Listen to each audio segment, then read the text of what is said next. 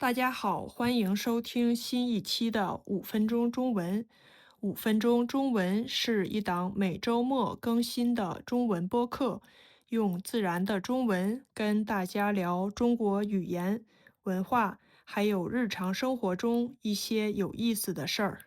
每一期播客的文稿都可以在我的网站上免费获取，您也可以在 YouTube 上收听带字幕的5分钟中文，欢迎大家观看和收听。如果大家听过我以前的节目，可能有印象，就是我很喜欢爬山，不管是在美国还是日本，只要有机会，我都会去爬山。不过，虽然我在国外爬过不少山，但是没怎么在中国国内爬过山。其实我的家乡秦皇岛也有一座小有名气的山，叫祖山，从我家开车半个小时就能到，但我却好像一直都没去过。这个星期一，我吃完早饭忽然想起，就跟我妈提议说去祖山。我们说走就走，开车到了祖山风景区。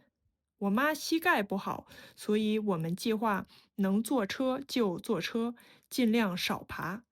祖山景区很大，我们又坐接驳车，又走路，折腾了半天，才来到最高峰天女峰的登山台阶下面。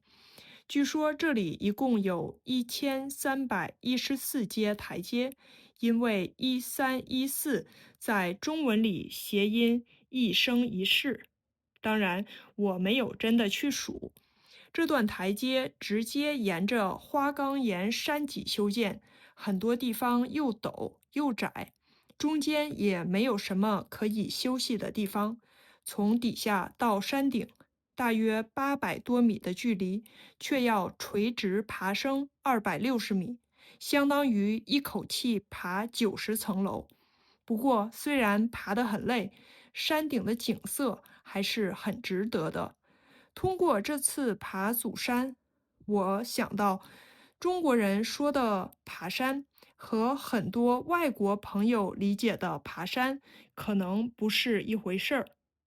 中国的爬山其实有很多不同的形式，有一些地方的登山徒步和欧美、日本很相似，很多山区保留了比较原生态的环境，很多步道也以土路、碎石路或者自然的山路为主，比较适合登山徒步。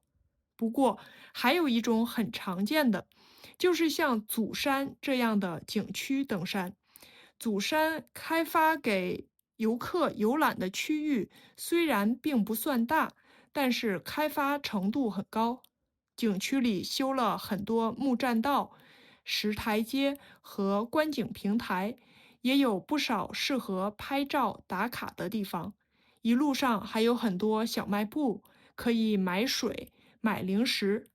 接驳车也可以把游客一直送到接近山顶的位置。很多开发比较早的景区，最后这一段往往都会修成这种直上直下的登山台阶，让普通游客也能比较方便地登上山顶。这种直上直下的台阶看似简单，但是实际爬起来却并不轻松。很多自然步道会顺着山势慢慢爬升，中间也会有歇脚的地方，而这种连续不断的台阶反而很累人。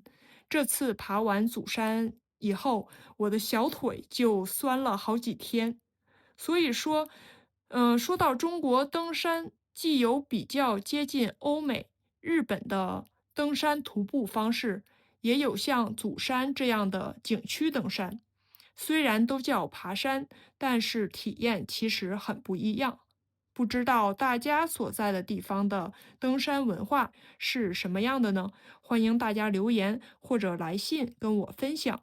如果您喜欢5分钟中文，欢迎您帮我订阅、分享、转发，让这个节目能帮助更多学习中文的朋友。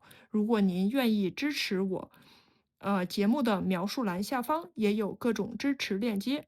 感谢您的收听，我们下期再见。